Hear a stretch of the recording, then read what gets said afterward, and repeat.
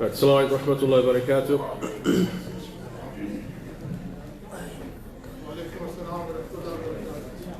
Bismillah walhamdulillah wa salatu wa salamu ala rasulillah wa ala alihi wa sahbihi ajma'een. Alright, the kids who have back problems and need to sit on the chair, come forward inshallah.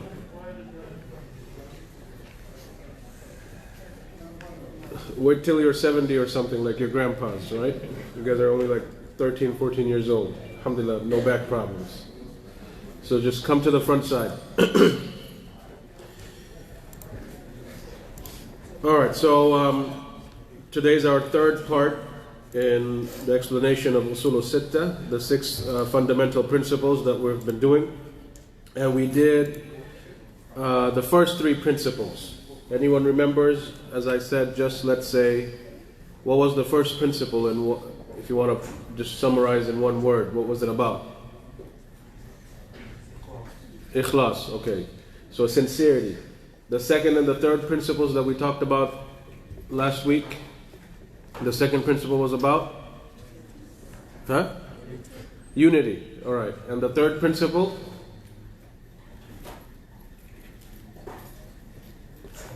Third principle is something most of the ummah is emotionally failing in right now.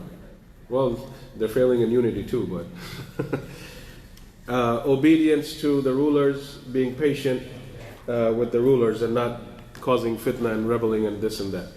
Alright, so inshallah ta'ala we'll start with, we'll only do the fourth principle tonight. Al-Asl al-Rabi', the fourth principle. بيان العلم والعلماء والفقه والفقهاء. An explanation of what is knowledge and who are the ulama, and what is fiqh and who are the fuqaha. وبيان من تشبه بهم وليس منهم. And an explanation of the one who tries to resemble them but is not from them. وقد بين الله تعالى هذا الأصل في أول سورة البقرة من قوله.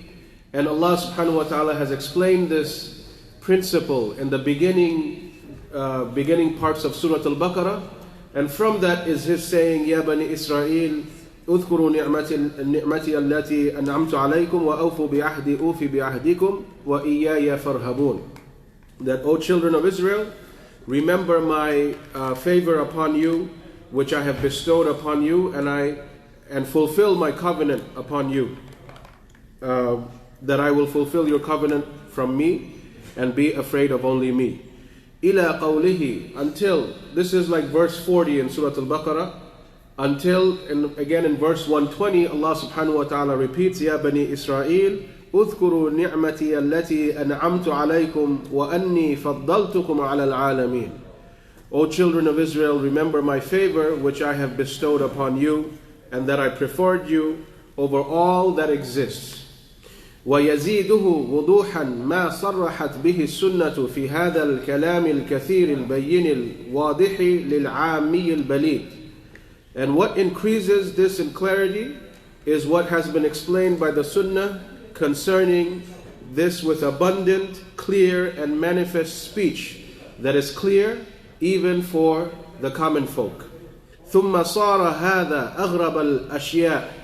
Then this affair became the strangest of things to the people.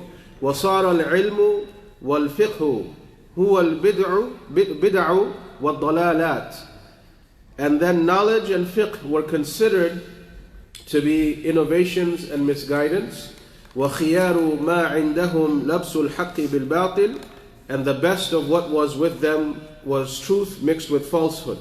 وصار العلم الذي فرضه الله تعالى على الخلق ومدحه لا يتفوه به إلا زنديق أو مجنون. And the actual knowledge that Allah, the Most High, obligated upon His slaves, His creation, for which He praised them, that no one spoke of it except that he was considered a heretic or an insane person. وصار من أنكره وعاداه وصنف في التحذير منه والنهي عنه هو الفقيه العالم. And as for the one who rejected this knowledge and authored in warning against it and prohibiting it, then he was considered to be a faqih and an alim. So this is the fourth principle, and inshallah, of course, we will go through step by step of this explanation tonight. Now again, as a reminder that we look at when Sheikh Muhammad Abdul Wahhab rahimahullah, he wrote this treatise, he was surrounded by, and we gave some examples, that the Ummah, his region at that time, they were involved in major shirk. People would be hanging things on trees, making tawaf around trees, seeking blessings from the righteous people, making dua to the righteous people, like major shirk, major acts of polytheism. So, of course, when he came and revived this call of Tawheed that the people, that the region had forgotten, of course he made a lot of enemies, because he was breaking the business of the deviant people, those who made a living off of this type of shirk. Like let's say even in today's time, you have in many countries, you call them the Pir Sahab, right? Big bearded guy sitting lavishly. People kiss his feet, but they also throw money at him because he can't make his own money, right? So they make sujood, they throw money, they kiss his forehead, his hands, and his feet. Now if all of a sudden we go there and say this is shirk, you're cutting his business off. Him and his followers are not going to stay quiet. They will come slander you, they'll attack you, they will verbally attack you, physically attack you, and so on and so forth. So the same thing happened with Sheikh Muhammad ibn Abdul Wahhab. And majority of the people of his time, they were upon shirk.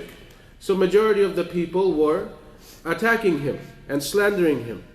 And a minority of those who understood and who were sticking with the message of Tawheed, who stuck with the message of the Sunnah, they of course understood what he was calling to. It's not something new, but it's actually the message of Islam. This is what La ilaha illallah means, the message of Tawheed. He was reviving this concept after the people in that region had forgotten. So a small group of scholars accepted this da'wah again, the revival of this da'wah. You look at the Prophet ﷺ himself. He wasn't the first person from Bani Adam to tell people, La ilaha illallah, stop worshipping idols, stop worshipping the tree and the moon and the sun. This is what the pagans used to do. This was the message of all the Anbiya before him. This was the message of our father, Adam alayhi salam. The Prophet ﷺ revived that call of La ilaha illallah after mankind had forgotten it. And of course the people attacked him, right? Like Allah subhanahu wa ta'ala says in the Quran, that كَذَلِكَ مَا أَتَى الَّذِينَ مِنْ قَبْلِهِمْ مِنْ رَسُولٍ إِلَّا قَالُوا سَاحِرٌ أَوْ مَجْنُونَ. There has never been any messenger who came before the Prophet ﷺ except that the people said, oh, this guy's a magician or a crazy person. Every messenger was slandered against. Every single messenger. Because they came to their people to correct corruption. And the biggest corruption was shirk. And then the people's corruption with one another. So of course the bad people, which was always majority, they would slander the prophets by calling them that they're magicians or they're crazy. Right? أَتَوَاسَوْا بِهِ بَلْ هُمْ قَوْمٌ طَاغُونَ. Rather, they are themselves the people who transgress and they have crossed the limits of Allah subhanahu wa ta'ala. So they criticize the messengers. They themselves are the ones that should be criticized because they transgressed against the limits of Allah subhanahu wa ta'ala. So this was the situation. This is why he, in this fourth principle, he says this, that bayanul ilmi wal ulama wal fiqhi wal fuqaha, an explanation of what is knowledge and who are the actual ulama and what is fiqh and who are the actual fuqaha. Because again, just like the ummah today, if a sheikh comes and talks about tawheed, talks about sunnah, majority of the people will turn against that sheikh, even though that is the real knowledge, right? So the people forget, the ummah has forgotten what actual knowledge is. Now something that has to be made clear, that any time in the Quran, in the Sunnah, or in the books of the scholars, we see the word ilm, knowledge, this specifically refers to religious knowledge. Right? We have to be clear about this. Whenever you see the word ilm in Islam, in the Quran or Hadith, it doesn't mean knowledge of medicine and engineering and this and that. It specifically means religious knowledge, knowledge of Allah, knowledge of the book, knowledge of His Messenger sallallahu alaihi wasallam, knowledge of Yawm al-Qiyamah. Right? This is the core foundation, the knowledge of Islam. Now, of course, then not everybody's going to be an alim or a talibul ilm. We have to be realistic. In Islam, according to the Sharia, even when it comes to the dunya knowledge, everything is classified into two categories, or three actually. Knowledge that will benefit a Muslim in this dunya and especially in the akhirah, this is good. Knowledge that will harm him in the dunya or the akhirah, this of course is haram and evil, you should stay away from. And then you have knowledge that neither benefits nor harms, then the scholars of Islam has said that that's a waste of time. So there's three kinds of knowledge from the dunya field. Right? So specific, hopefully this is clear. Whenever we see the word ilm in the Quran and Sunnah, it specifically only refers to Islamic knowledge. After that, the dunya knowledge is classified into three types. Knowledge that benefits a person, that will help him go to Jannah. Knowledge that harms him, that will help him go to Jahannam. And knowledge that will not benefit or harm in either way, then this is a waste of time. Right? So, you're not going to find ulama or students of knowledge learning how to mountain climb and then having a wish, let's go climb Mount Everest, freeze to death, and they'll put me on the news. Right? You won't find people doing this. This is not knowledge that's going to take somebody to Jannah nor Jahannam. We understand that, but this is a waste of time. What's the point? Right?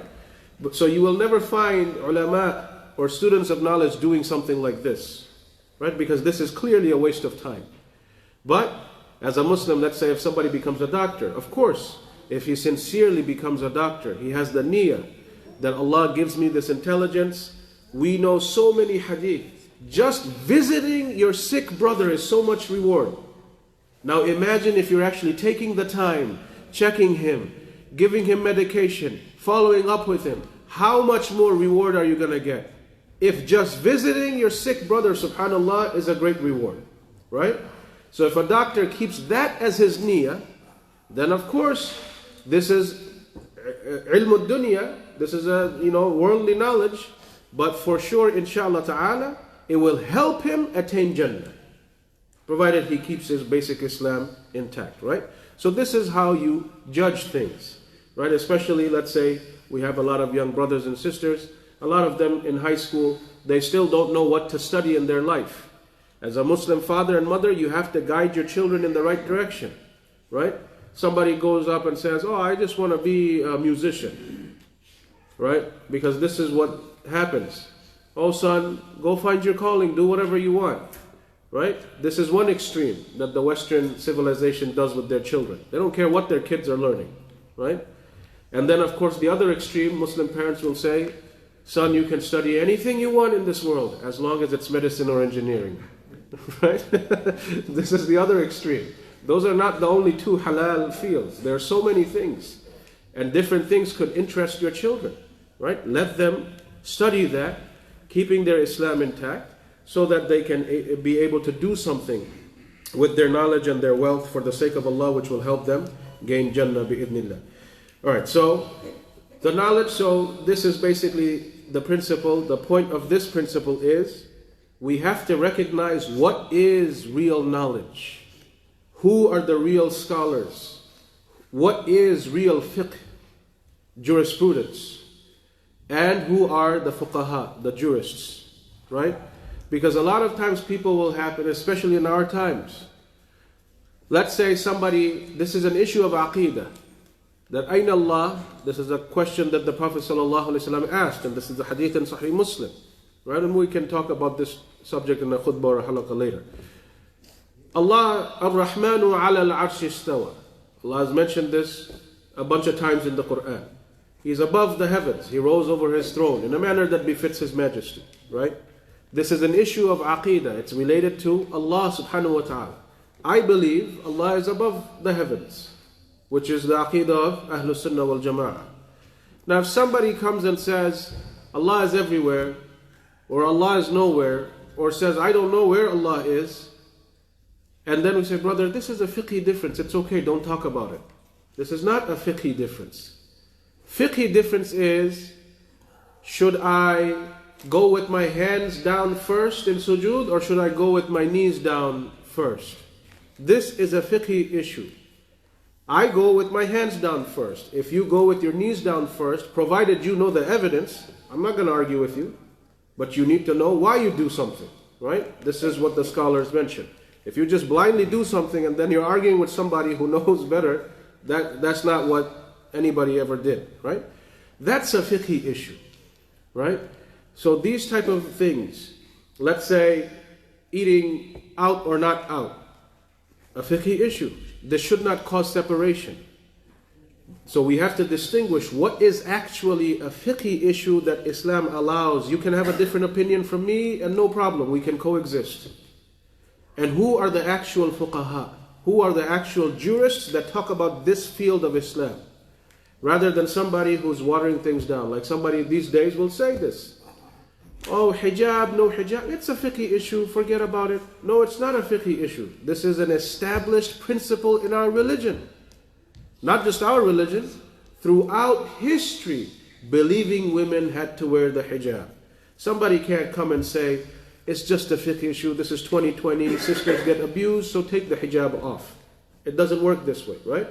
So subhanallah, the troubles that he faced are the exact same troubles we are facing today. And this is from 200-300 years ago.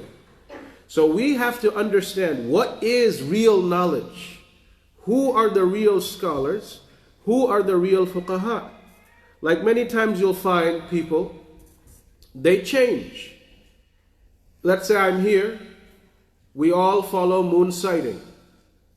This is an established principle of the religion, that you have to see the moon. This is an established principle. Nobody ever differed from Ahlul Sunnah that you go sight the moon at the beginning or the end in a different way. You have to see the moon, right? The Prophet ﷺ said in the hadith in Bukhari, and this is a good example because a month from now you'll find half of the ummah fighting. Right? We only have one moon, right? But still people are fighting. And they'll have Eid on 3 different days, right? SubhanAllah, in the same city.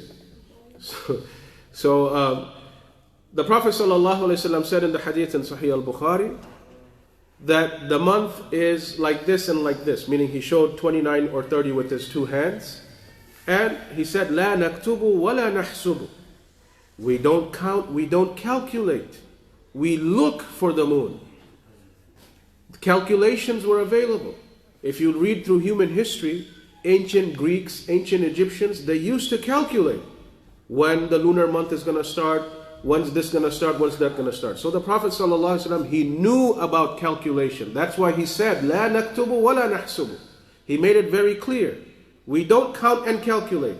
We go by the eye. If we see it, we see it. If we don't, you just finish the month as 30 days. Very simple. Whether you're a scientist or whether you're a Bedouin in the desert, you will know when your month starts and ends. This is from the hikmah of Allah, right? This is an established principle. Now if I say, okay, I'm in Masjid Taqwa, this is what the people follow, I'll tell you guys, yes, yeah, we follow moon sighting. Then I go to that masjid down the bridge and they follow calculation. I said, yeah, follow calculation, good. This is a flip-flopper. This is not a real knowledgeable person. He's a flip-flopper, right? So you have to be careful. What is real knowledge? Who are the real scholars and the students? What is real fiqh and who are the real fuqaha? This is very important.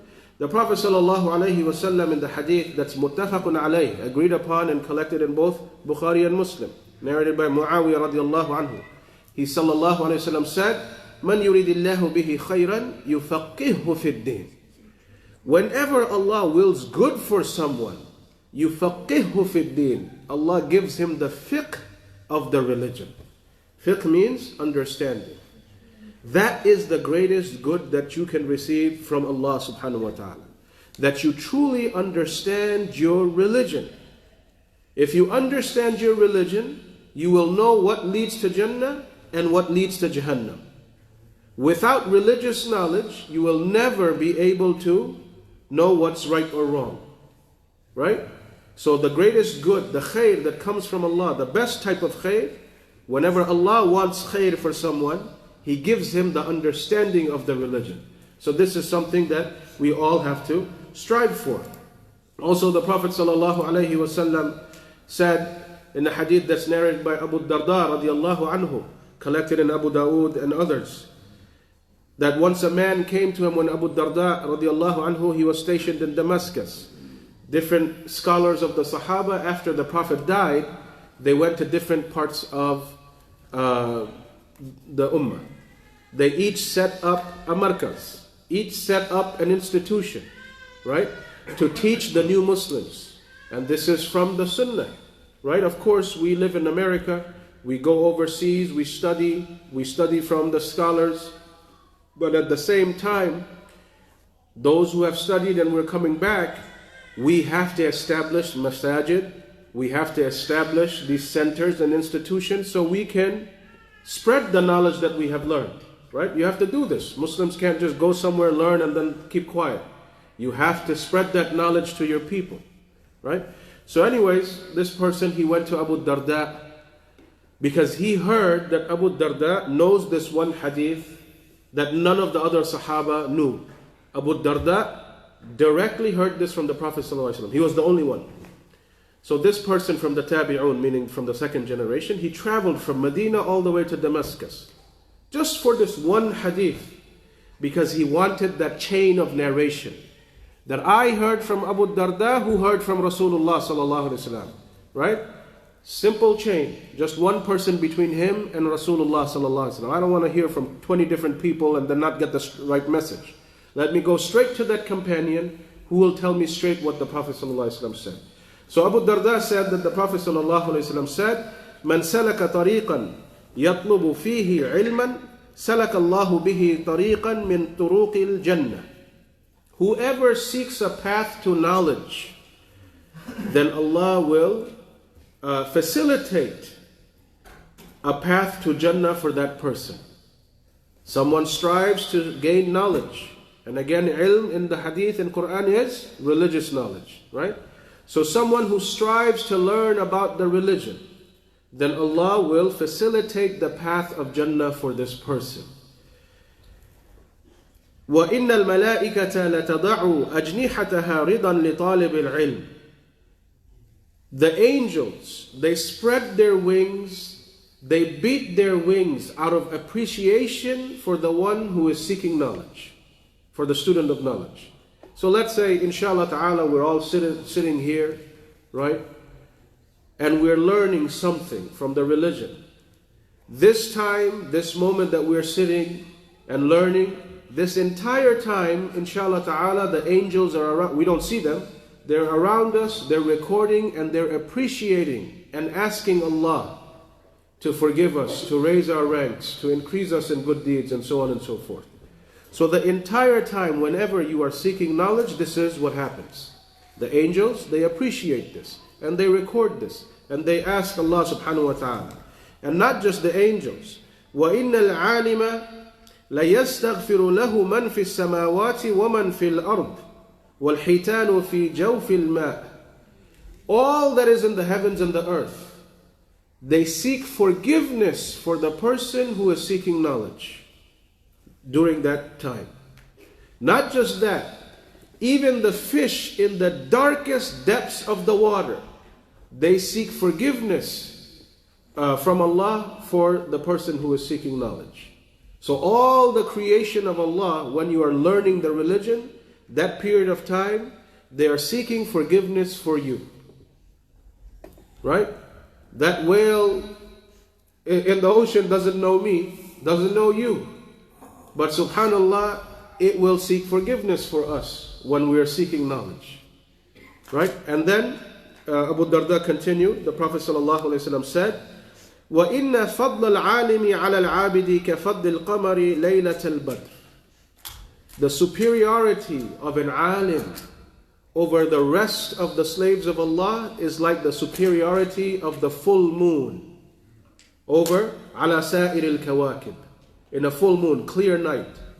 What's the first thing that catches your eye in a clear night? The full moon. You don't look at the stars or this or that, and of course if you want to see planets, most of the times we'll need telescopes, right? But the moon just right there on your face. That's the superiority of the alim over the regular slaves of Allah. Right? They are the shining light in the darkest parts of the night. Without the scholars, who's going to teach you the religion? How will you know halal and haram? How will you know your ibadat? How to worship Allah or not worship Him? Right? So the scholars are that shining light, a beacon of hope. Right? This is what we're supposed to take them as. وَإِنَّ الْعُلَمَاء وَرَثَةُ الْأَنْبِيَاءِ, for indeed the scholars are the inheritors of the prophets. Al-Anbiya, they did not, وَإِنَّ الْأَنْبِيَاء لَمْ يُوَرِّثُوا دِينَارًا وَلَا دِرْهَمًا. Prophets didn't leave behind gold and silver. They didn't leave behind money. They left behind knowledge. So the scholars are the inheritors of the prophets of Allah subhanahu wa ta'ala. وَرَثُوا الْعِلْمِ فَمَنْ أَخَذَهُ أَخَذَ بِحَظٍ وَافِرٍ. So whoever is able to take hold of this inheritance left behind by the prophets has indeed held on to something tremendous. Right? A beautiful hadith that talks about the importance of knowledge and being and seeking the knowledge. So much so, the Prophet ﷺ, so this is a virtue, that when you learn the religion, when Allah wants good for you, He gives you the understanding of the religion. When you're seeking knowledge about the deen, this is a means to earn forgiveness. One of the best ways to earn forgiveness from Allah subhanahu wa ta'ala. Also, in the hadith in Sahih Muslim, Abu Hurairah radiallahu anhu, he narrated that the Prophet sallallahu alayhi wa sallam said, إِذَا مَاتَ الْإِنسَانُ انْقَطَعَ عَنْهُ عَمَلُهُ إِلَّا مِنْ ثَلَاثٍ. When a person dies, all of his deeds are cut off from him except for three. Except for three things. Right? That, what is it? Sadaqatin jariyah, ongoing charity that you leave behind. So let's say you donated to the masjid, even after you die, every person that comes and prays, Allah records it in a book of good deeds for you, even though you're dead. But you helped build the masjid, right? Or help build a madrasa, whatever may be the case, right? And أو علم ينتفع به, or knowledge that he left behind that benefits the people. So when you learn something, and this is how you look at Yaqub alayhi salam, and this is mentioned in Surah Al-Baqarah again. On his deathbed, when he was talking to Al-Asbat, his 12 sons, he's on his deathbed. What's the ayah? What's he saying? Who are you going to worship min ba'di? After I die, I'm about to die any moment. Who will you continue to worship? And his son said, we're going to worship your Lord. Right? The ilah of you and your father before him. Of your ilah, his father was Ishaq, whose father was Ibrahim. Right? La ilaha illallah. So he emphasized this message of Tauheed on his deathbed. Knowledge that he left behind. And so this is something that you have to do with your children. That they have to know about Allah. They have to know about the Messenger sallallahu alaihi wasallam. They have to know their religion. Right? A lot of times we see people, they just come, drop their kid to the weekend school and vanish. They never see what their kids are doing.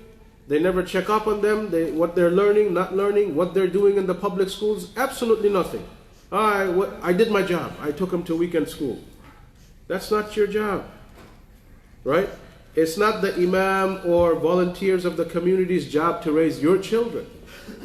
You have to raise your own children. Right? The teachers have to also raise their own children. They can teach, they can facilitate, they help. It's a community. We work together. Right? But at the end of the day, I'm responsible for my children, you're responsible for your children. Allah's going to ask us both about our kids. Right? So you have to be serious about this. And you will see that parents who are not serious, no matter how much they try with their kids, those kids are not going to be serious either. Right? It's like the people, they come to the scholars and say, I want my son to be a hafiz, I want my daughter to be a hafizah. The first question any alim will say, do you read the Quran in front of your kids? If they never see you reading the Quran, your son or daughter is not going to miraculously just become a hafid. They have to see you practice reciting the Quran, learning the Quran. Then they'll slowly start loving it and say, oh, okay, my dad does this, my mom does this, let's do it, right? When they're kids. Of course, grown-ups, when they're 17, 18 years old, they have a mind of their own, right? It's only by the rahmah of Allah either they'll be protected or not, right? So that's different. But when the kids like 6, 7, 8 years old, if you're never reading the Quran, they're not going to read the Quran. Nothing. Right? This is the way Allah made Bani Adam. This is the system of life. We can't just make up a new system with which Allah did not create us. Right? So also from the virtues of knowledge we see that this is the inheritance of the prophets. We're always fighting over, oh, how much money is my father going to leave behind? What property? This, that. But here is the inheritance of the prophets. Right? And this is open for everybody. Anyone can inherit from the Anbiya. It's knowledge. Right? You learn about the Quran, you learn the Sunnah, you learn your religion, you become a better Muslim, you start practicing Islam more accurately, you have taken from the inheritance of the prophets. So it's open for everybody. Also, the Prophet ﷺ said in a hadith, again collected in both Bukhari and Muslim, that لا حسد إلا فتنتين. There is no envying a Muslim except in two situations. Hasad, of course, is a sin. You're not supposed to be jealous or envious of other people, of what they do. But the Prophet ﷺ said, jealousy is permissible in only two situations. رَجُلٍ آتَاهُ اللَّهُ مَالًا فَسَلَّطَهُ عَلَى هَلَكَتِهِ فِي الْحَقِّ. A person who's been blessed with money by Allah, who spends his money in the right way. So someone who is less fortunate, he looks at that Muslim, subhanallah, he's spending the money for the masjid, for Islam, for this, for da'wah, for all these things. And then he looks at that brother and he says, oh Allah, I wish I also had money like him so I could do the same things. He doesn't hope for destruction. Ah, man, may Allah doom him and curse his money. No, right? He sees the Muslim doing something good. And he says to Allah, I wish I was rich like him so that I could also donate fi sabilillah. This is the halal type of jealousy. And in the second, وَرَجُلٍ آتَاهُ اللَّهُ حِكْمَةً. And a man who has been blessed with wisdom. In another narration, blessed with the Quran, meaning ilm, knowledge. فَهُوَ يَقْضِي بِهَا وَيُعَلِّمُهَا. And he lives according to that knowledge and he teaches that knowledge. So someone who does not have that knowledge can say, so let's give an example. I wish I was like Sheikh so-and-so, so I could teach hadith and Quran just like he does. Right? This is what it is. You're not saying, oh, may Allah make him brain dead. Right? This is not what you're not wishing demise for him. Let him do his job. But I wish I also had that knowledge so I could also teach just like he does. So money and knowledge. These are the two most important things you need to establish Islam. Money in the right cause, in the right way, and true knowledge. This is why the Prophet ﷺ, he allowed jealousy in only these two situations. There's literally nothing else that you need. Of course, both are based on the sahih intention, with ikhlas, right?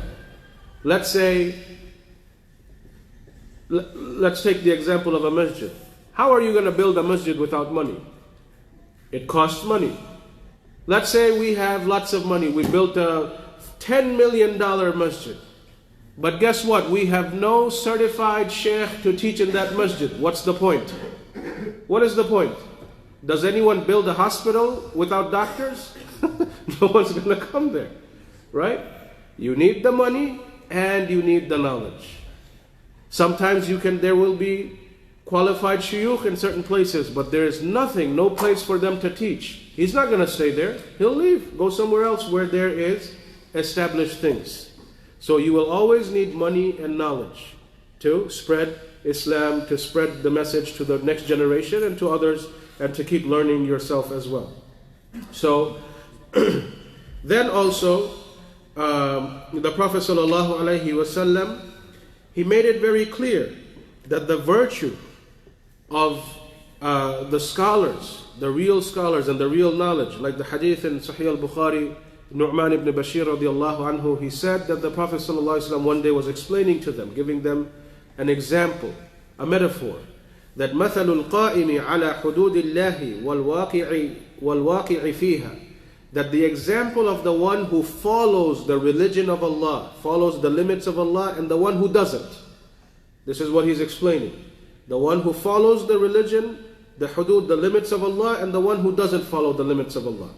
كَمَثَلِ قَوْمٍ اسْتَهَمُوا عَلَى سَفِينَةٍ, are like two groups of people sailing in a ship. They're in a ship. That فَأَصَابَ بَعْضُهُمْ أَعْلَاهَا وَبَعْضُهُمْ أَسْفَلَهَا. Some of them are on the top level, and some of them are on the lower level. So the ship has two levels.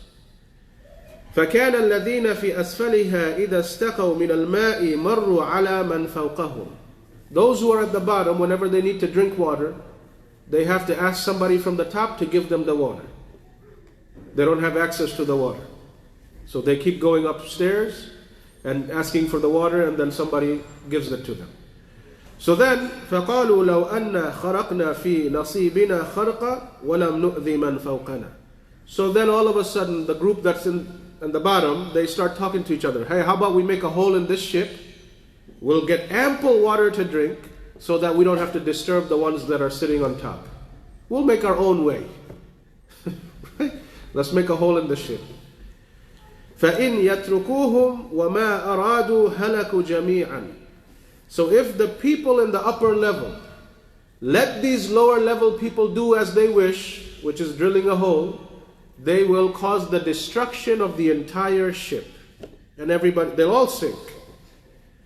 Right? وَإِنْ أَخَذُوا عَلَىٰ أَيْدِيهِمْ نَجَوْا وَنَجَوْا جَمِيعًا. However, if the people stop them with their hands, then they will save themselves and the entire group. The people at the top are the ulama.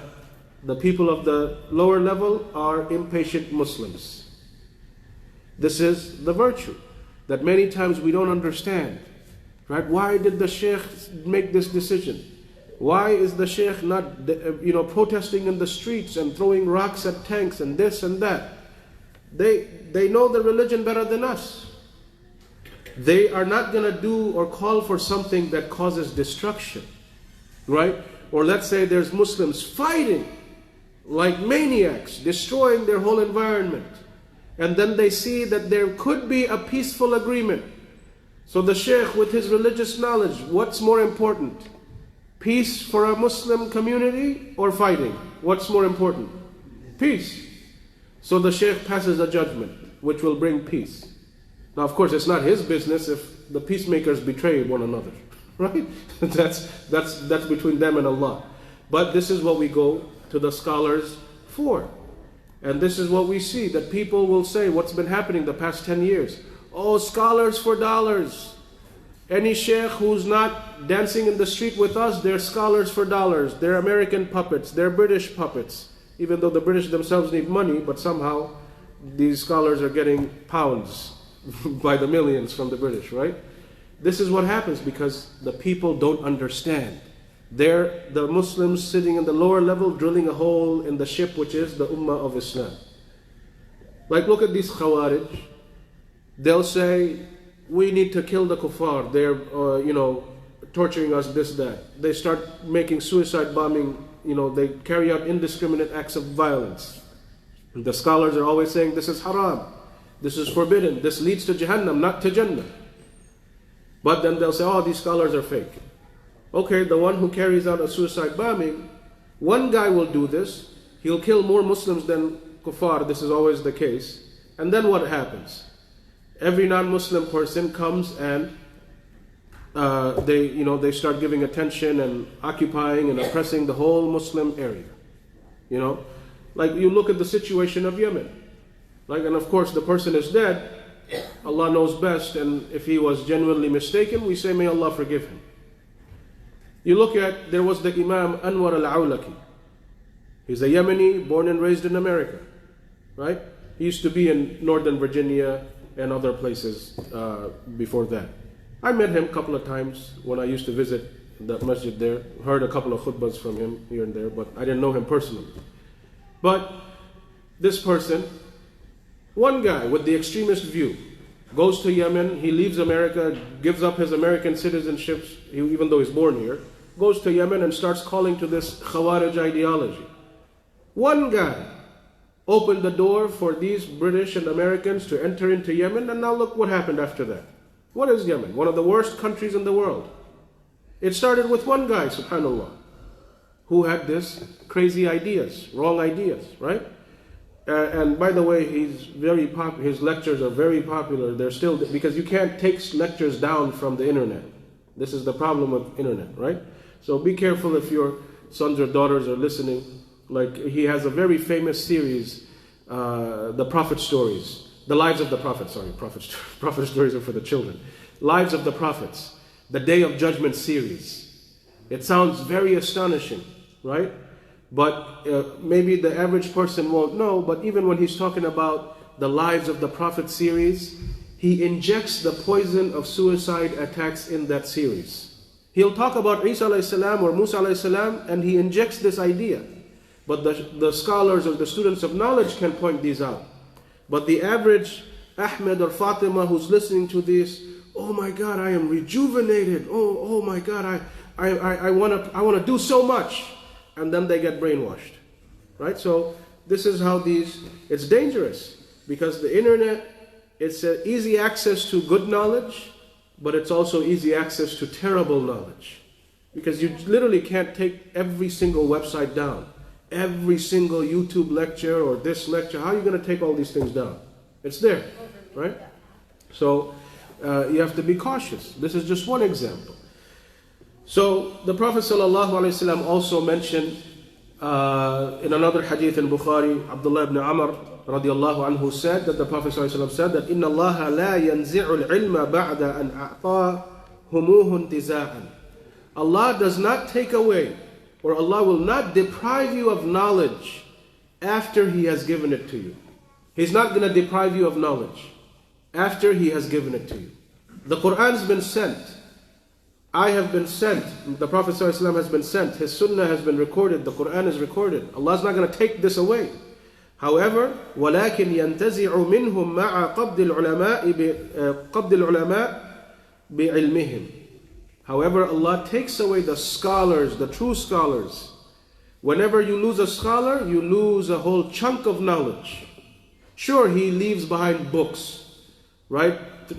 Back in the day until even now. And nowadays you also have video lectures, audio lectures, but let's say all these ulama, like the muhaddith of this past 100 years, Sheikh Albani, rahimahullah, he died. We have his books, we have his audio lectures, this, that, but we don't have him. A whole chunk of knowledge is gone. You look at these Imams, Abu Hanifa, Malik, Shafi, Ahmed, rahimahumullah, we have their books. Well, through their teachings from Abu Hanifa rahimahullah, but the others, they wrote their books. We have their teachings, we have their books, but we don't have them. It's a whole chunk of knowledge gone, right? Can you imagine if Allah had willed that they were still alive today? There would be nothing called Hanafi, Maliki, Shafi, Hanbali fighting, because they would be the first ones to say, we never taught this. Why'd you turn the Sunni madhab into 4 different religions, right? So they would say stuff like this. So we lost a whole chunk of knowledge. So Allah doesn't take the knowledge away. He takes the ulama away. Because obviously man, كُلُّ نَفْسٍ ذَائِقَةُ الْمَوْتِ, every soul shall taste death. We're not going to live forever. So this is how Allah takes away the knowledge, by taking away the lives of the scholars. فَيَبْقَى نَاسٌ جُهَّالٌ يُسْتَفْتَوْنَ فَيُفْتُونَ بِرَأِيهِمْ. Until there is left behind juhal, ignorant people, who will issue fatwa based on their personal opinions. Right? فَيُضِلُّونَ وَيَضِلُّونَ. They misguide themselves and they will misguide everybody around them. Like so many of us, especially in this social media era, whether someone knows or doesn't know, but he has an opinion about something. And they'll even meet shuyukh, this, that, people who've been teaching for decades. They'll be like, Sheikh, in my opinion, that's how he starts the question. Right? This is wrong. Don't ever do this. Like, in my opinion, and then he asks the question. We are no one to have opinions. We are not mujtahidun. We're not muftis. We're not fuqaha. We're not ulama. We cannot have these type of opinions before asking an Islamic question. Right? So you shouldn't ask questions with preconceived notions. You want to ask questions sincerely because you want to learn. Right? So you ask.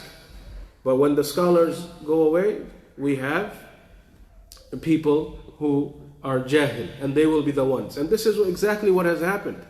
You look at the ummah today, how many people will be truly interested in learning from a genuine sheikh, from a genuine talibul ilm, where they can benefit, like actual knowledge. He'll give you actual knowledge. Not a lot of people will do that. Most people are interested in motivational speeches. Just motivate me, that's it. Whether I act after being motivated or not, that's a huge question. But just motivate me. Give me an iman rush. That's all I care about. Because we're living in that fast food generation. We need to eat. A whole meal can be made in a few minutes in the microwave. Right? Drive through. I don't have time to sit for a good meal. Just give me the worst, unhealthiest of foods and make it quick. And we made that same mentality towards Islam. I don't have the time to, like Surah Fatiha, the tafsir of Surah Fatiha, we can talk about it for hours and hours and hours. I don't have time. Even though this is the first surah in the Quran, this is the only surah that we're reciting at least 17 times a day. You should know what this surah means, all of it, properly. No, I don't have time. Just motivate me. Say one word from the surah, that's good enough. Right? This is how we have become. Because the system of the dunya, it's killing our minds, and we're becoming like that with Islam. Like, we need fast food Islam, right? Quick, I don't want to learn. Sheikh, I want to become a hafid and I only have 7 days. You can't become a hafid in 7 days. Right? Even the Prophet ﷺ took 23 years. Right? But so, it's a plan. You start somewhere. You have to follow a program. You have to set up a schedule. This is how knowledge is learned, right? So this is the fourth principle. The Shaykh brings in this principle because this is something that was going through, was suffering. And then of course at the end he said ثُمَّ صَارَ هَذَا الْأَغْرَبَ الْأَشْيَاء, that this affair, taking knowledge seriously, going to the real scholars, going to the real fuqaha, this became forgotten by the people. It's like no one really cared about it. The moment you disconnect yourself from knowledge is what leads to corruption. And you will see throughout human history. Let's give the Soviet example, right? A place where I was born, I'll give their example. What did these Soviets do? The communists, when they conquered the different countries. Now, of course, it's only Russia, but before they had a dozen other countries under their power. A lot of them Muslims, right? Let's say we're talking about all these ahadith from Sahih al-Bukhari, right? Uzbekistan was under Soviet rule. You go and look through the average Uzbeki of that time under the Soviet rule or after they left. They couldn't even read the Quran.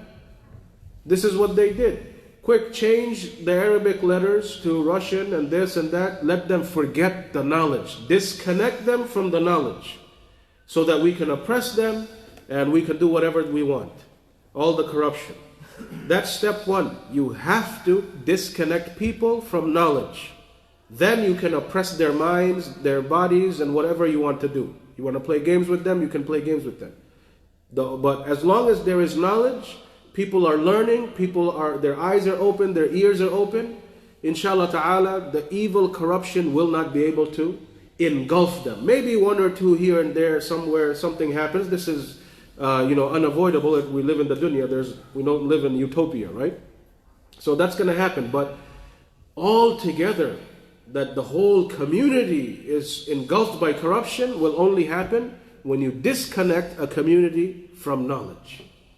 Right? This is the key. This is why you look When the British came, took over our countries, right? They injected these poisons. Before the British entered into our countries, people would respect the knowledge.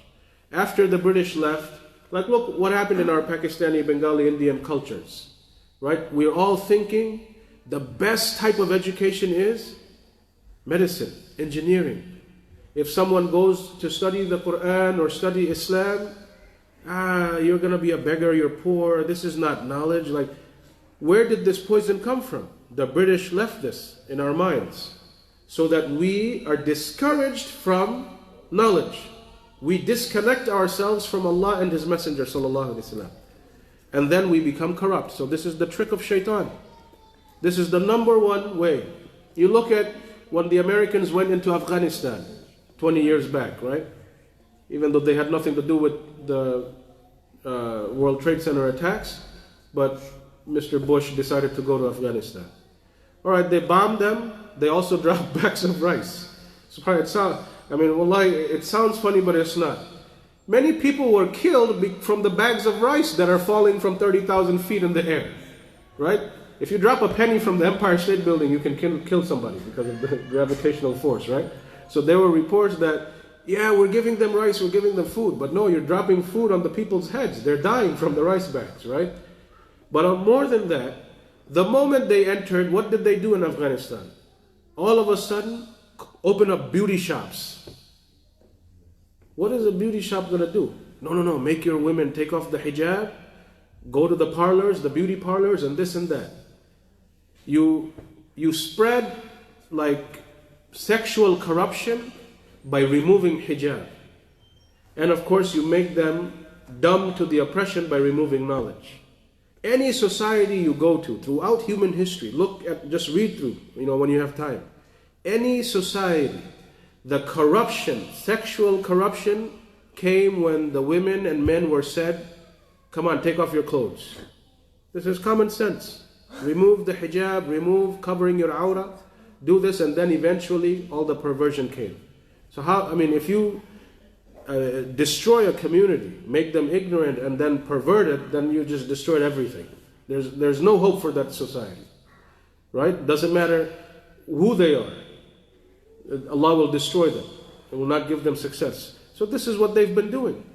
They've been disconnecting people from the knowledge and everything. So Allah subhanahu wa ta'ala, He says in another ayah that يَرْفَعِ اللَّهُ الَّذِينَ آمَنُوا مِنْكُمْ وَالَّذِينَ أُوتُوا الْعِلْمَ دَرَجَاتٍ. Allah will raise in levels those of you who have been given knowledge. Those who have the knowledge, they understand. They will raise in degrees those who believe and have knowledge. So Iman and Ilm, they go hand in hand. You have to believe. And the only way you work on your belief and you improve and you increase is through knowledge. The more you learn, the more your belief solidifies in your heart. The more you'll feel like practicing. Right? People who have doubts, who have questions, they won't feel like practicing. But when you answer their question, when you clarify something for them, their faith becomes stronger. Right? But they have to seek the knowledge first. So Iman and Ilm, and Allah will raise you in levels. So inshallah ta'ala, we'll stop at this principle for tonight. Any questions? Yes, brother. Assalamu alaikum. Alaikum salam. This is two questions rolled into one. Yeah. Are you familiar with any software or website or a video series where there is a structured way of learning Arabic or memorizing the Quran? Yes, is this still running? Wi-Fi went off for some reason. Okay, that's fine. Okay, because I can't see the questions online. All right, so the brother asked, is there any software or structured website for learning Arabic in a structured way? Of course, there's plenty of softwares and websites actually right now. Like one example, they have MedinaArabic.com, which is the whole Arabic program that they teach in Medina University. It's online. The books are there. The classes, the tests, everything is there, right? You can follow along. There's also a bunch of series. You can find the whole video series on YouTube, other websites that they have the whole Arabic course taught by somebody, and it's available, right? Same thing with Quran. Quran, of course, you cannot memorize on your own, right? This is something you will always need a teacher for. Quran simply cannot be learned by yourself. Somebody has to teach it to you, right? This is the uniqueness of this thing, right? Of course, somebody, let's say he goes, he learns all the tajweed rules, and then he sets up his own plan and he memorizes in his pace. You can do that. But actually learning the tajweed and all this stuff, you have to learn it from somebody. Whether it's face-to-face, whether it's online, there's many programs online. There's also teachers who teach online. So you'll have to find. And of course, we want to set things up locally as well, right? So whoever is available in whatever way, you do it that way. But yeah, these things are available, inshallah. Hello? Yeah. You have an option of learning from Hafiz, whose tajweed is not the best, Yeah. or not learning at all. Which one should you do? Yes. So the brother, his follow-up question is, suppose we have two options. And this is specifically about Quran, but it can be general about everything. All fields of Islam, not just Quran, tajweed. Can be talked about, tafsir, hadith, everything. Let's say, so we'll answer the question based on his example first. We have someone who memorized Quran, but he or she makes a lot of tajweed mistakes. Should I learn from this person or not learn at all and just do as much as I can by myself until I find somebody? The answer would be, don't learn from this person. Because memorizing is something, once you memorize in the wrong way, it will be very difficult for you to get rid of it. So let's say you went to a teacher who himself or herself is saying wala zalin. That's not wala dhalin. And you memorized as wala zalin. You memorized it, meaning it's in your heart. It will take you a long time to get rid of it. And even then, unknowingly, you'll start saying the wrong thing. This is why from day one, you have to learn in the right way. About anything. Let's say I want to learn driving. Am I going to go to an instructor like myself? My sister learned from me only 2 days. Then the third day she quit.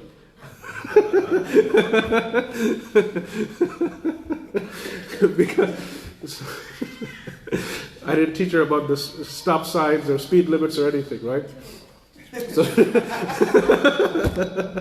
she ended up failing her practical test the first test. Hey, I just taught you how I drive.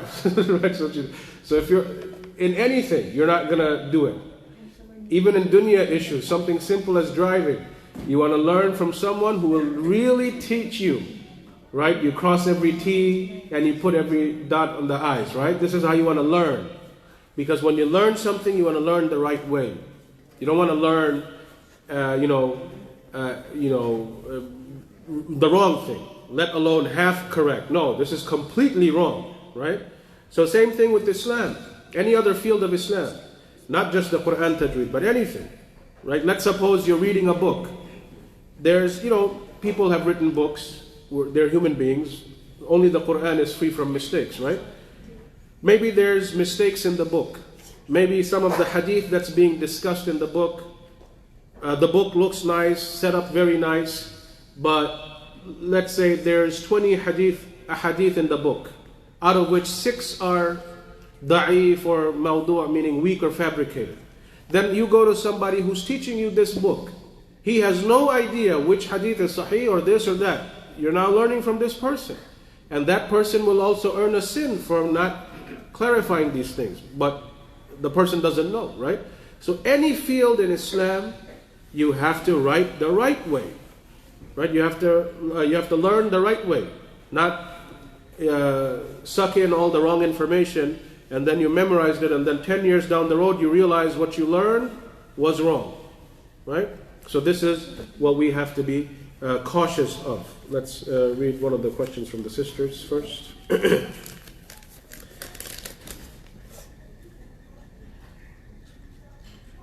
During sickness and old age, my parents missed fasting in Ramadan.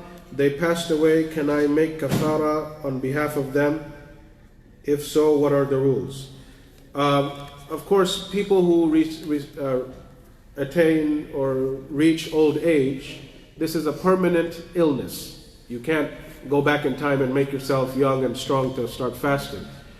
So when you are physically weak, at whatever age you become physically weak, you're excused from fasting, right? You're excused from fasting and you feed a person instead. You don't fast anymore, you feed a person, a miskin, instead of fasting that day. So I'm sure, inshallah, your parents must have done that, right? This is siyam, right? It's a pillar of faith, a pillar of Islam. One has to know about it, right? So if your old parents, before they passed away, and of course may Allah have mercy on them, they used to feed people, then that's fine. But now that they have passed away, let's say, hypothetically speaking, based on the question, you have no idea what they did. Were they able to feed any masakin or not? There is no kafara that you can do at this moment for that, right? All you can do is ask Allah to forgive them if they had made mistakes. But you can't fulfill the fasting for them. Yeah, good. I have a question. It kind of ties into the brother's question. Yeah. It's a question for you or those board members that are available, that are here. Can a list of resources be provided for various websites or books or information to help families and members understand Islam better? When it comes to teaching the children, when it comes to learning Islam, learning how to read the Holy Quran, when it comes to those things, could the masjid put together a list of resources that could be used for such cases? Yeah, inshallah, I can do that. That's not a problem. Something simple. Yes, there is a thing of information overload. Yeah. There's so much out there. There's so much out there you don't know, and that's also something that happens. It's a trick from shaitan, especially with our young brothers and sisters who, let's say it's not just the youth, but even the elderly ones. Let's say they weren't that religious their whole lives. All of a sudden, alhamdulillah, they have an awakening, but then information overload. They'll go to like 30 websites and want to learn 30 different things at the same day. You can't do this, right? And that's a trick from shaitan. And then eventually the person gets burnt out. Man, so much things, I can't do it, right? But that's a trick from shaitan. You got to take things step by step. So of course, step by step, when you do it, it would be first, for any age, you first would have to learn about Arkan al-Iman, the 6 pillars of faith. That's like number 1. You have to learn about the pillars of faith. Belief comes before action, right? And then you would have to learn about salah, how to pray properly, how to do the movements properly, what to say and what not to say. The sahih adhkar of salah, not any of the bid'ah or da'if adhkar that people make up. So you have the belief, you have salah, then of course as you're fasting, you're making hajj or whatever it is, with every step of your life, you learn something about that topic. Like let's say somebody wants to start a business. Your job, it's fard on you. Let's say I'm going to start a business. I need to learn about the halals, the do's and don'ts of this specific business so that I can stay safe from the fire, right?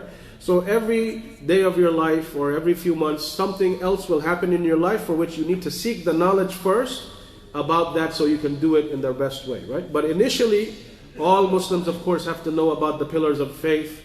They have to know about salah, right? The pillars of faith are aqidah, basically.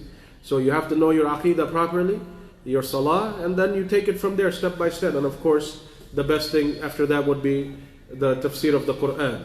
And then selecting, like Riyadus Salihin, there's like 1,600 ahadith there, right?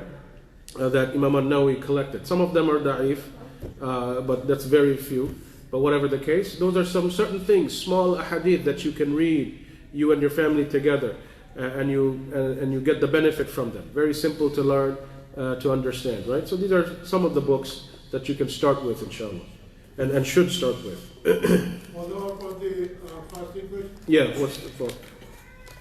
do you have to feed a miskin only in Ramadan, or you can do it any time of the year? And part B is, if you don't find a miskin in your locality, Okay, so the brother's asking, let's say if I'm supplementing the fasting because he's terminally ill, do you have to feed the person in Ramadan or can it be before? The general rule that when you miss days, even for the woman if she's in her period, she misses a few days, the general rule is that he or she, whatever reason that they missed their fasting, they have to make up those missed days before the next Ramadan. Right? This is, Allah gives you a whole year chance. Now of course, we can't guarantee how long we live. So the sooner you make them up, the better for you. Because what if you don't live? You're thinking, okay, you know what, I'll do it from 6 months from now. And then qadr Allah, you don't make it to 6 months. So this is something that you already owe to Allah. This is an obligatory pillar of Islam. So fulfill that pillar as soon as possible. Right? Like let's say this was the way of many of the companions. They would rush to make up those missed days, not wait, delay, and some of course delayed. So there's both options available, but it's better off if you rush through it, inshallah, like speed it up. All right. Swearing by Allah, swear by Allah, promise something, and later unable to fulfill that promise. Is that okay, or do we have to do anything for that? If you take an oath, you will have to, and you break your oath, you have to fast 3 days to make up for that. We can't, none of us have means to freeing slave or this or that, so we fast 3 days, right? Or you feed 10 masakin. If you break an oath. Now if, for example, oath meanings you swore by Allah, that wallahi brother, I'm going to see you tomorrow and I'll drop you at the airport. And the poor guy missed his flight because you forgot. Right? So the moment you say wallahi, this is an oath. And if you break that promise, you have to offer the kafara. Now let's suppose something happened. You said, wallahi, let's go back to this example. Wallahi brother, I'll be there, I'll take you to the airport tomorrow. You got sick. An emergency happened in your own house. You had to rush to the hospital or this or that. Right? Or there was a severe accident on the way. You couldn't make it to his house. Or your own car broke. Genuine, unforeseen circumstances by the qadr of Allah. This is different. Right? You apologize to the person and that this is not in your control. This is what Allah willed. But what is breaking of the oath is, you swore by Allah that you're going to do something. There was no unforeseen, God-given calamity to prevent you and you didn't do it. So you have lied, right? You broke your promise. So this is what is important that we have to be mindful of. Any other question? Yes. Yeah. Oh, I guess, brother. Yeah. Sheikh, you just said there's a difference between walad du'ali and walad du'ali. Yeah. Yeah. So what I used to be said like walad du'ali. So can you explain us like what is a different, or there's a different meaning, or there's something else? No, the letter is dad. Okay? It's a dad. So that's the letter. Okay. It's not a za, which is a different letter. Right? So the letter there is dad. So you have to say it. The makharij, it is fard for us to give every letter its due right. This is fard. Right? For example, like memorizing the entire Quran is not fard. It's recommended. What's fard is for you to be able to read the Quran properly and understanding it and practicing it. That's an obligation, right? So many of the ummah, we flipped it. We'll find many people, they memorize the Quran literally like parrots. They have no idea what they're memorizing, have no clue, no understanding, nothing, right? So this is terrible, right? This is what we cannot do. So we have to learn how to recite it properly and understand it. And of course, as memorizing, it's an obligation. Some parts of the Quran we all have to memorize, otherwise you won't be able to pray, right? But to memorize the entire Quran, this is recommended, highly recommended. You memorize as much as you are able to do so, right? Not everybody can memorize the entire Quran, right? You might take one family, they might have 5 sons and daughters. Some families, all 5 of them are hufad. Other families, 4 of them, 3 of them, 2 of them, or 1 of them. They all went to the same program, but they just couldn't. Allah didn't will it. Not everybody's cut out for everything, right? However, every child has to learn how to read the Quran from Fatiha to Nas properly and understand it properly so they can practice it in life, right? So this is the obligation. But it becomes much easier when you start from day one with the right letters, you know. But of course, speaking Urdu and this and that, you have the Arabic letters, but the pronunciations are different, right? And it's not just us non-Arab people, the Ajam. Believe me, teaching many Arab children are far worse or more difficult than teaching a Bengali or Pakistani kid. Trust me on that, right? Everybody will say that because every Arab has their own dialect. It's ingrained from the day he was born that this is how he speaks Arabic, right? Like in the Egyptian dialect, instead of saying jim, they'll say gim. No, and he'll start reading Quran with this gim too, but that's not the letter, right? Or you go to the Palestinian dialect, the dad here, you know, Desi people will say wala zalin, they'll say wala dhalin, they'll say a dha. This is the Palestinian dialect, right? They'll say wadhu. It's not, you know, so even Arabs have different dialects and they flip-flop with their letters. Or the Yemenis, like the qaf will become a gha, or the gha will become a qaf, right? Like Salatul Maghrib, go to a Yemeni, he'll say Salatul Maghrib. Right? This is their dialect. So even Arabs have to be taught that. So it's not just a Desi problem. If somebody is performing that, if they don't say wala du'amin and they say wala du'amin, so is that okay or just... No, he has to be corrected. Acceptable or it's not? We shouldn't let him lead in a jama'ah, if that's what you're asking me. Yeah. We shouldn't let him lead in a masjid, in a jama'ah, no. But you're in your house, this is the best, this is the man of the house, this is as much as it can be, that's a different story, right? Like, because with the recitation of the Quran, we're talking about two issues here. One is, let's say, Salatul Jama'ah in public, and another one is in your house, this is the man of the house will lead the prayer, this is the best that they have, right? Or if one of the sons is better, okay, the son will lead, whatever the case is. But if it's a jama'ah, this is in a masjid, the whole congregation is falling behind you, and the person's tajweed is very bad, no, he cannot be allowed to lead the salah. Right? So, two different situations. Another question about the feeding the masakin. Yeah. If you are unable to... Yeah. So the other question the brother asked was, what if you are unable to find masakin in your locality? My answer to that is impossible. There is nowhere on the face of this earth that there is not a miskin Muslim, right? So if you think that there are no masakin in your locality, it means you have not looked enough, or there's just not proper communication. Just for general knowledge, the Prophet ﷺ, he distinguished between the miskin and the faqir. The faqir is the one who has absolutely nothing. Right? We'd call him a bum in the street. Right? He's homeless. We can clearly see that he has nothing. A miskin is someone who has something, but it's not enough. It's just not enough. He can barely meet his basic necessities.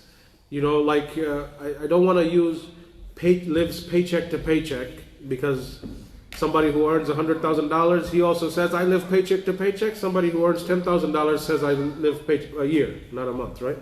So, lives paycheck to paycheck. So that's kind of deceptive, that term. But the point is that whatever his circumstances are, or her circumstances, they can barely make it through. This is an Islamic miskin. And he or she is also shy to ask people for help, right? They are in some financial difficulty. That person qualifies. So all the zakat, he qualifies for zakat, she qualifies for zakat, the sadaqah, the feeding, they qualify for all of this, right? So this, we're talking about the Islamic definition of a miskin that the Prophet ﷺ defined. Not according to my whims and desires, or you, or, wow, we live in America, you know, you make $15,000 a year, which means it's 100,000 rupees, you're rich. No, we're not talking, like, people will do that, subhanAllah. They live here for 30 years, they're still converting with their own currency. No, you live here for the past 20, 30 years. If somebody earns $10, it means it's $10, not 80 rupees. right? So you have to learn this, right? So then you keep the balance. All right. Any other? Yeah. Another question. Would you mind expanding on being envious of someone in the two cases, such as the one who gives knowledge or has a great amount of knowledge in doing so and sharing and teaching others for the sake of Allah, and the one who has a lot of money and give that money for the sake of Allah? Yeah. Would you mind talking about the one who does it for self-glorification?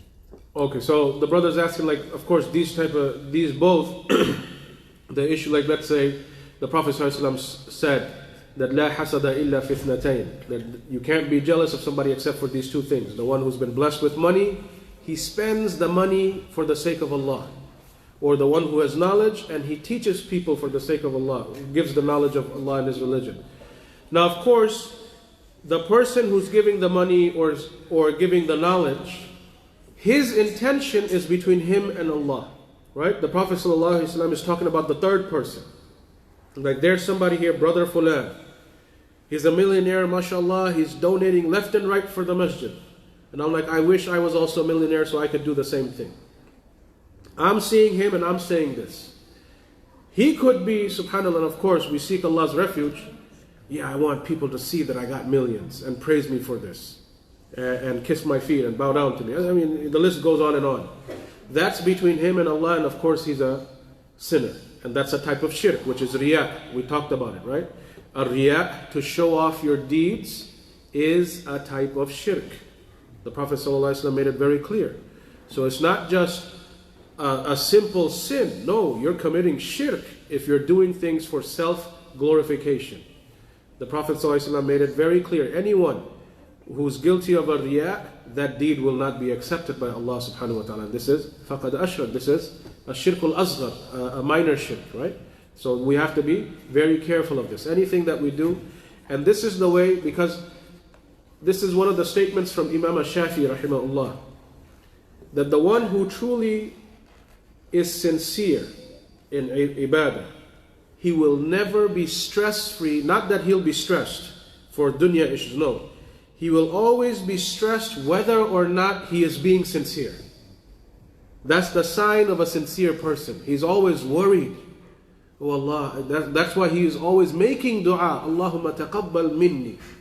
Ibrahim alayhi salam made this dua.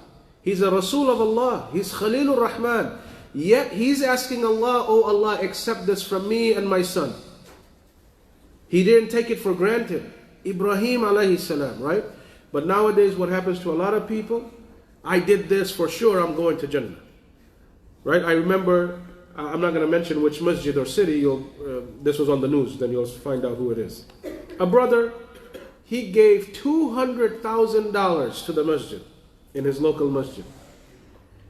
He also kicked his wife down the stairs while she was pregnant. And his justification was, I gave $200,000 to the masjid. Allah will not punish me for kicking my wife down the stairs. I mean, ajib that people will think this way, right? So unfortunately, people have become like this, and that's from shaitan, that shaitan has corrupted them. They have good intentions initially, that I want to do something, but then shaitan comes, because he will never let go of us until the day we die, right? So that's why the sincere person is always worried. He never feels free from the shaitan. He's always continuously asking Allah to accept his deeds, to forgive him for any shortcomings, so on and so forth, right? That's the sign of the sincere person. But the one who's not sincere, he will argue, he'll boast, he will yell, this, that. This is what it is, right? So you'll see the sincere people, they want to be left alone. And they're always worried whether or not Allah is accepting. But also don't go to the other extreme. No, I don't want to do any good. What if the shaitan corrupts my heart? So I'm just going to stay quiet and not do anything. That's another trick from shaitan, right? Making you a lazy Muslim.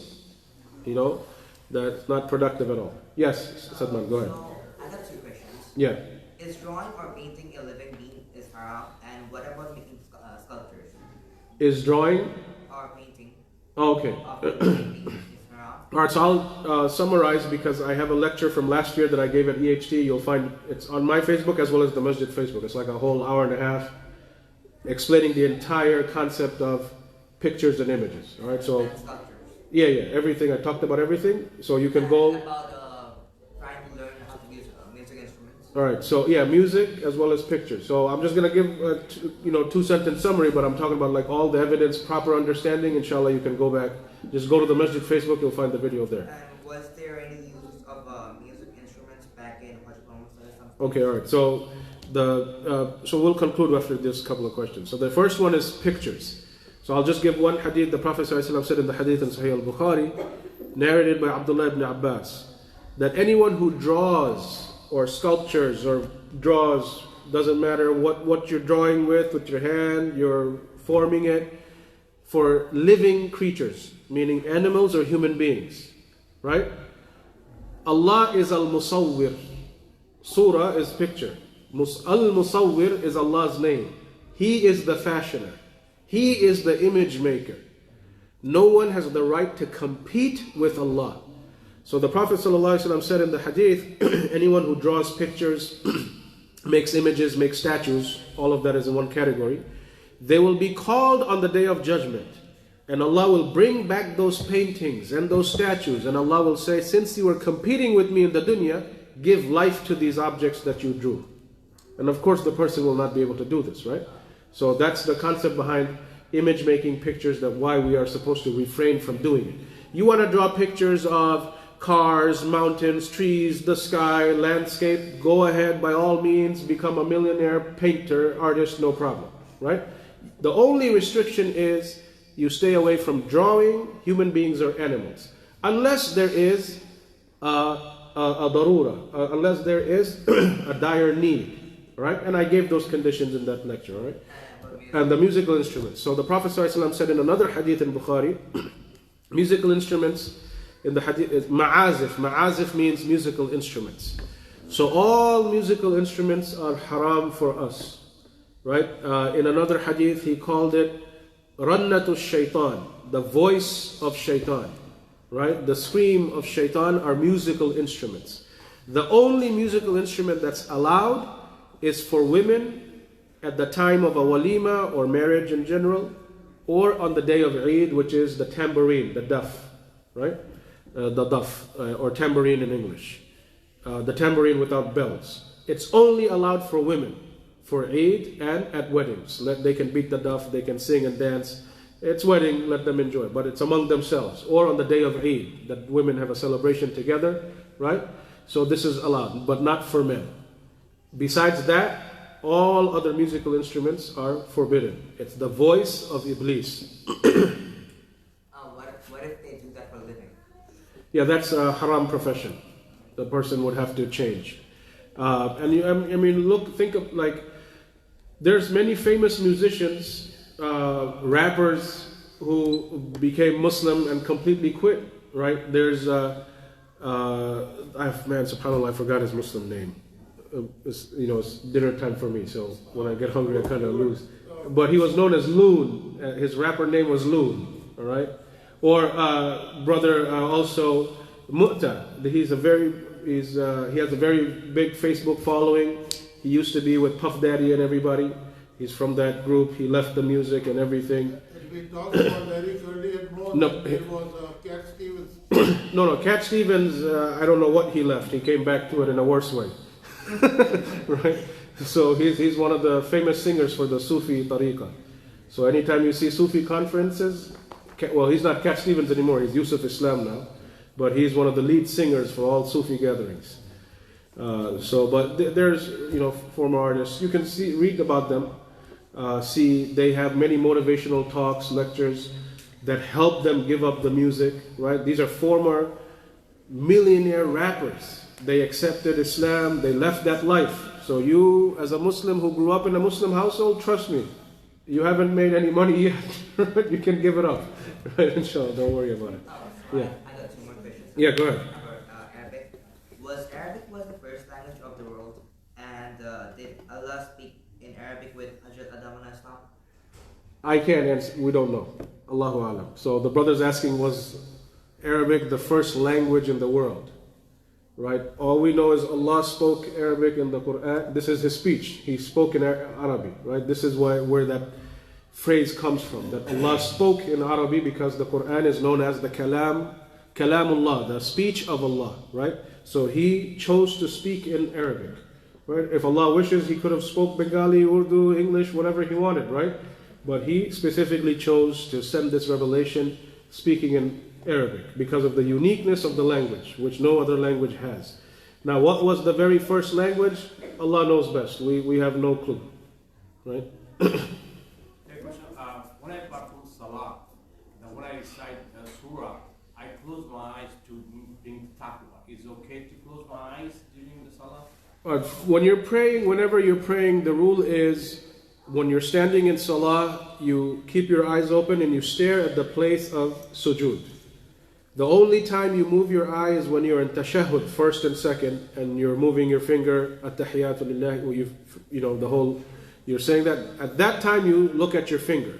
Other than that, you're supposed to stare at the ground where you make your sajda. Now, if something is there to distract you, right? Lots of decorations, this, that, different color schemes, all sorts of things. If it causes distraction, then you can close your eyes to not see that distraction, right? But don't think that closing the eyes and praying, this is more, no. By default, you have to keep your eyes open and stare at the place of sajda. If there is something that is distracting you, then you can close your eyes so as not to lose concentration in the salah.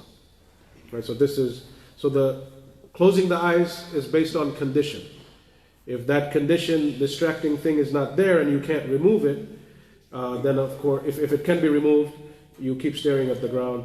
If it can't be removed, you close your eyes, avoid the distraction. Because the point of salah is you want to have as much khushu', concentration as possible, inshallah. Right? Alright, so we'll end for tonight.